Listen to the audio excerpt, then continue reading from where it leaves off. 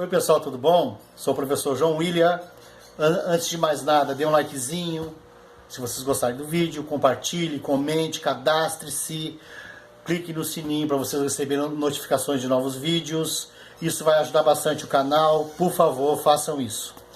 Pessoal, esse é o meu primeiro vídeo do ano de 2020. Então eu desejo para vocês um feliz ano novo, muita saúde e muita paz. E vamos direto para o assunto. No vídeo anterior que eu falei do fascismo italiano, o Mussolini, em 1923, demitiu toda a cúpula do partido fascista alemão e passou a personificar o partido. Ali colocou as suas ideias, o seu caráter, tudo foi personificado no partido. Dessa forma aconteceu com o Partido Fascista Alemão. Mas vamos lá, o Partido Fascista Alemão foi levado por Drexler, que fundou o partido, dando o nome de Partido Nacional Socialista dos Trabalhadores Alemães. Esse socialista vem da ideia lá do começo do fascismo, lembram? 1918, 1919, que ele seria a terceira ideologia. Ele teria características socialistas e características capitalistas. Então ele chamava de socialista, mas ele nunca fez nada pelos trabalhadores alemães, ele nunca foi socialista, nunca teve essa ideia socialista, ele sempre foi um partido de extrema direita. E foi se tornando cada vez mais radical a partir do momento que entrou o Hitler. Vamos lá. No comecinho, o partido havia reuniões, discursos exaltados, o símbolo, a suástica é um símbolo de bruxaria, não sei se vocês sabiam disso.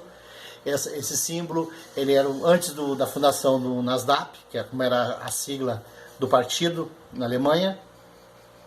Ele era usado em outras situações, mas não se referia ao nazismo. Como nós vimos, o fascismo só foi se tornar uma ideologia entre 1918 e 1919. Antes disso não existia fascismo. Então, havia esses discursos, aquele símbolo que chamava atenção, como eu já mencionei, um símbolo de bruxaria. Então o exército alemão mandou um dos seus membros, que era o Hitler, que era um cabo na Segunda Guerra Mundial, ele foi ferido e ele integrava o exército alemão. Então o comandante dele pediu para ele dar uma sondada, ver o que era aquele partido. Tipo um espião, né? Ele foi lá, assistiu algumas reuniões e tudo. Essa ideologia acabou conquistando ele e ele teve alguma afinidade com essas ideias do partido, do NSDAP, e ele acabou indo até o quartel dele, pedindo baixa e se filiando ao partido. Nesse partido ele participava das reuniões e ele começou a fazer discursos, a expor as ideias dele. A partir daí ele descobriu o dom da oratória. Não demorou muito para ele se tornar o líder do partido e também personificar o partido de acordo com o pensamento dele, com o caráter dele. Ele mudou a base do partido passou a ser a raça alemã, raça ariana superior, e a praticar a xenofobia. Vários grupos estrangeiros, principalmente os judeus. E essa ideia de ódio aos judeus já havia na sociedade alemã, era uma coisa que era antiga. O Hitler, ele expressava ali o seu pensamento e o pensamento de muitos alemães, de milhões de alemães, que pensavam como Hitler, com relação a esse ódio dos judeus. Os judeus, só para vocês saberem, eles se instalaram na região mais ou menos por 1300. Eles se instalaram ali na região de Alemanha hoje. E eles tiveram grande ascensão econômica. A maioria dos empresários alemães, bancos e indústrias e etc., eram de judeus. Os judeus eram empreendedores, geravam movimentava a economia alemã. E, obviamente, os maiores intelectuais, cientistas, escritores e etc., etc., eram todos judeus. Então, o Hitler tinha um inimigo poderosíssimo poderosíssimo contra ele. Imagina, economicamente, intelectualmente, né? Eles eram muito poderosos na Alemanha. Hitler, como é que ele venceria o poder econômico? Ele teria que tirar todos os direitos dos judeus, tirar a cidadania dos judeus, para ele poder enfraquecer eles no poder político. E foi o que aconteceu.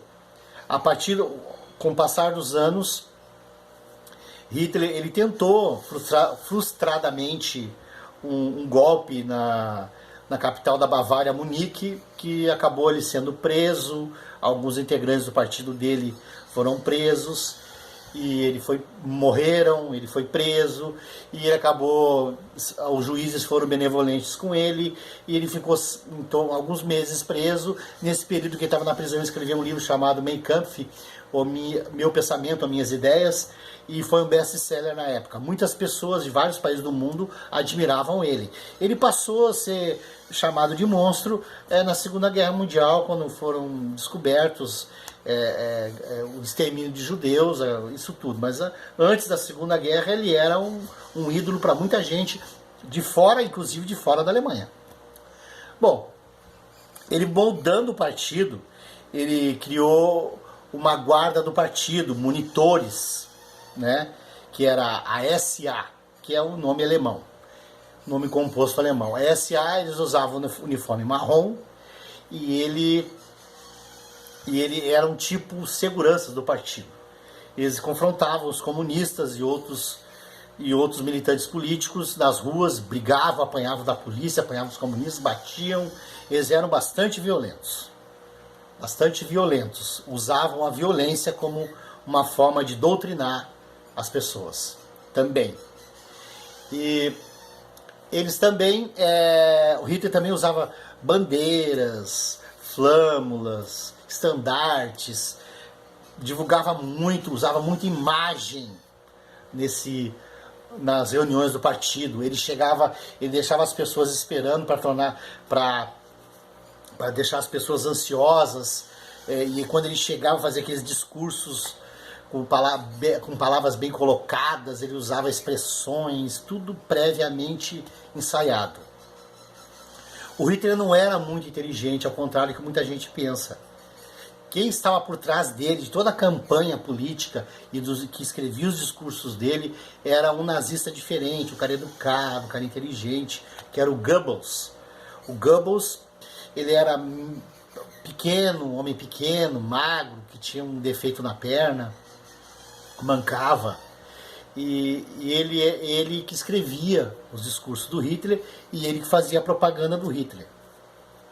Só para vocês terem uma ideia, ele usava todos os meios de propaganda da época. Ele usava rádio, revista, jornal, panfletos, usava aviões, usava tudo que ele podia para divulgar, para fazer campanha política e divulgar o partido deles.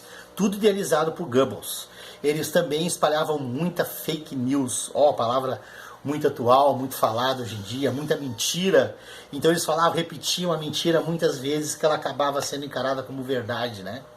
Eles destruíam reputações de adversários políticos, né? Usando essas fake news e assim por diante. Lembra muito hoje em dia, né?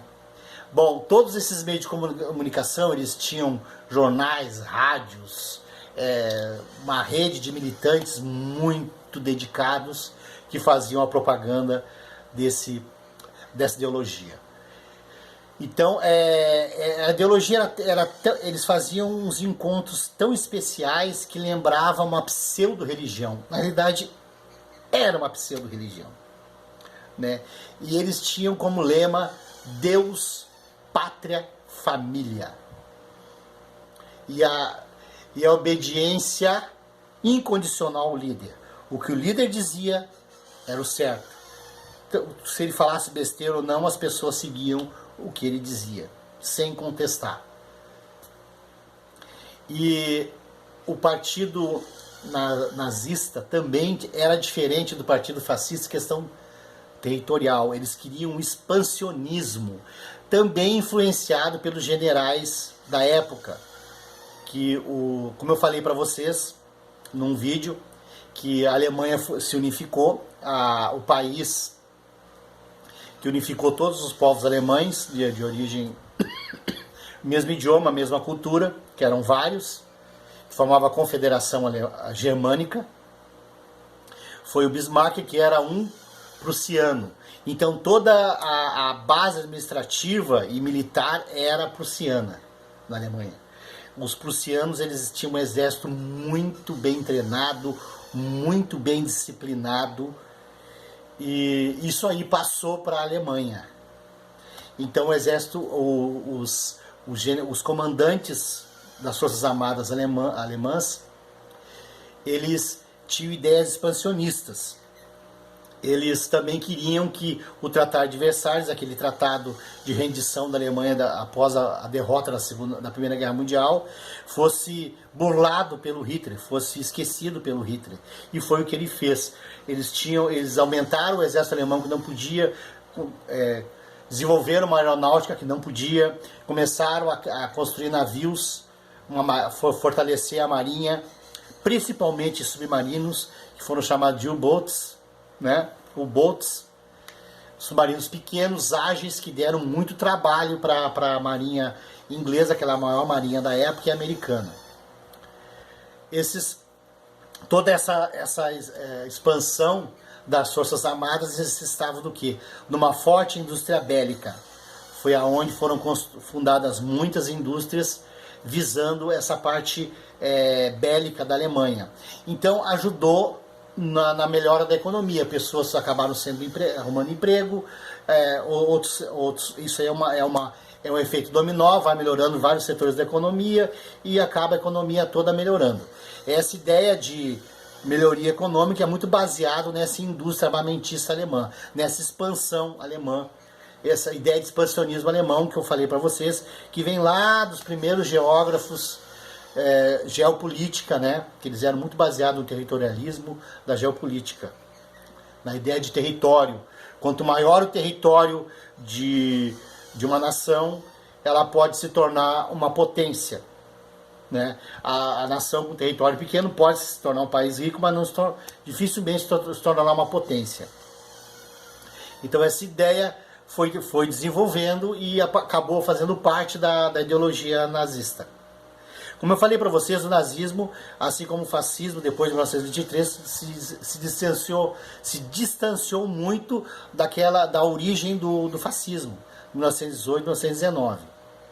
O fascismo lá em 1918, 1919 era laico, em 1923 passou a ser cristão, religioso, né, com influência religiosa, e a Alemanha a mesma coisa.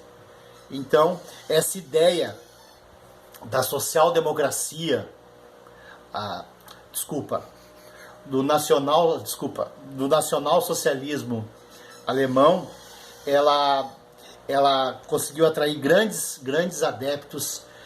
Muitas pessoas se identificaram com o nazismo devido a toda essa ideia de raça, de ódio contra os judeus, todos os problemas, a derrota da Primeira Guerra, os problemas econômicos que a Alemanha enfrentou, tudo foi atribuído para os judeus. A partir daí começou a haver uma perseguição aos judeus, comércios foram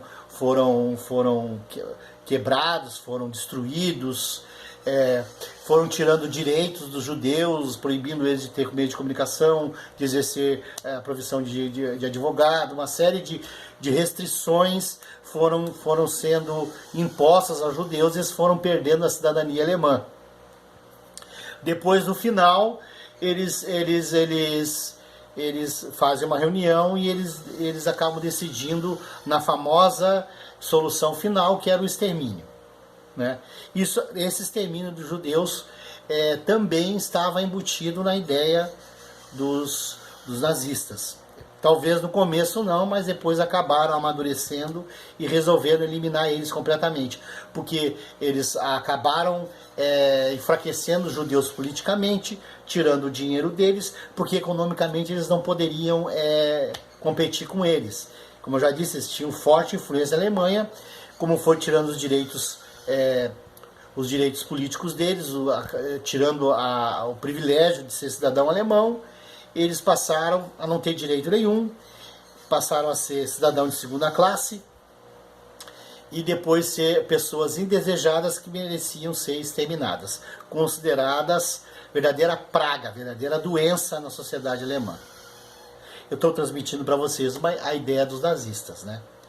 Então, eu acredito que deu para ter uma ideia do que era o Partido Nazista, do como o fascismo foi transformado. Não sei, é uma discussão que deve ser feita, se o nazismo deve ser chamado de fascismo, né? Ele pega algumas ideias do fascismo, que é um Estado grande, forte, poderoso, unipartidário. Ele pega também aquela ideia, a ideia de um líder máximo, né? Um líder máximo. Também a ideia não só a liderar, ter um partido mais votado, mas também dominar a mente das pessoas, que é a autocracia. Só existe um pensamento, todas as pessoas têm que seguir esse pensamento, a exclusão de uma parte da população. E todo aquele que contesta, que diverge da ideia, ele se torna inimigo. Então ele é abolida completamente a democracia nessa fase. Tá, pessoal? Então, até o próximo vídeo.